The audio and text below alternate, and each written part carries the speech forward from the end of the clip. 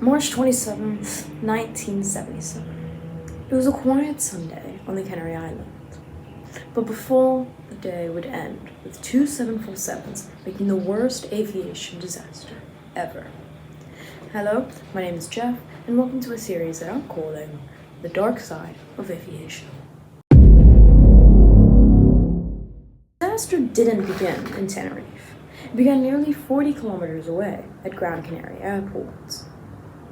See, that afternoon, a small terrorist bombing at the terminal forced all incoming traffic to divert.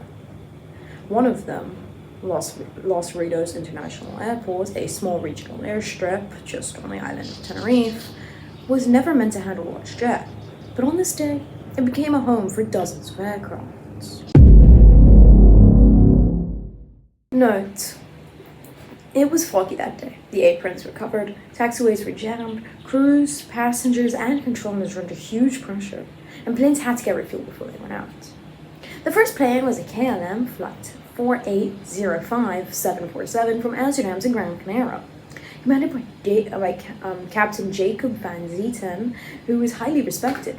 He's also logged over 11,700 hours.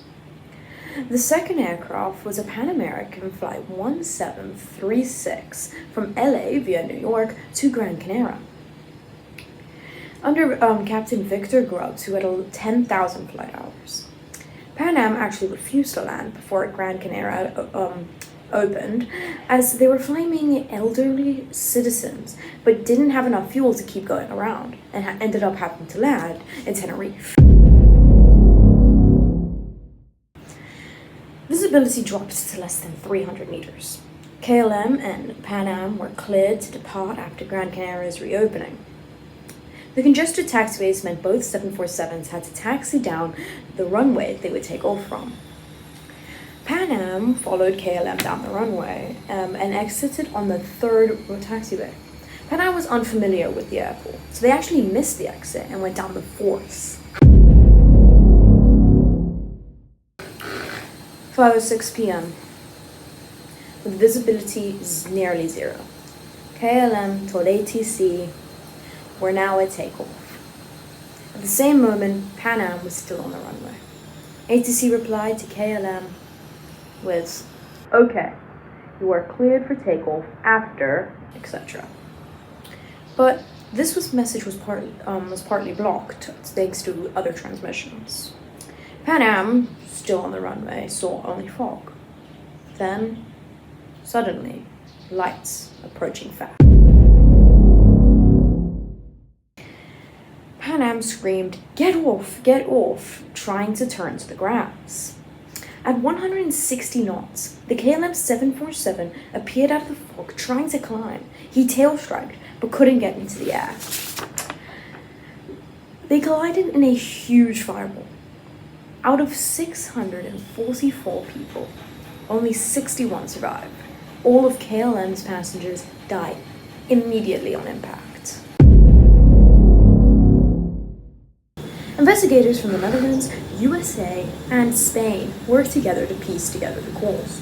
They found the root causes were miscommunication between KLM and ATC, bad phrases like "you're clear for takeoff after" gave a chance for misunderstanding, and radio interference. This disaster changed aviation forever, and here are some of the examples that they changed. Clear communication. The words takeoff will now no longer be used unless actual clearance was given. They were replaced with ready for departure. Standard phraseology. ATC and pilots adapted precise English terminology. And runway safety and lighting. 583 lives were lost, but their legacy reshaped how the world flies. Thank you for watching. I hope you enjoyed, and if you want me to do a plane crash that you're interested in, just comment it down below and I will try. If you enjoyed this video, you know what to do. Leave a like, subscribe, and I'll see you in the next video. Cheese. 805 from Amsterdam to Gran Canaria, commanded by Captain Jacob van Zetten, who was highly respected. Does there have to be an airplane right now? Oh, great. There's an airplane. videos.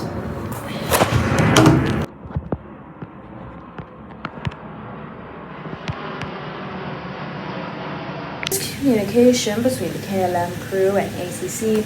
Bad phrases, you're cleared for takeoff after. Seriously, buddy, you've just flown over. Oh my days, get out. It's Ryanair as well. Oh my god, I give up.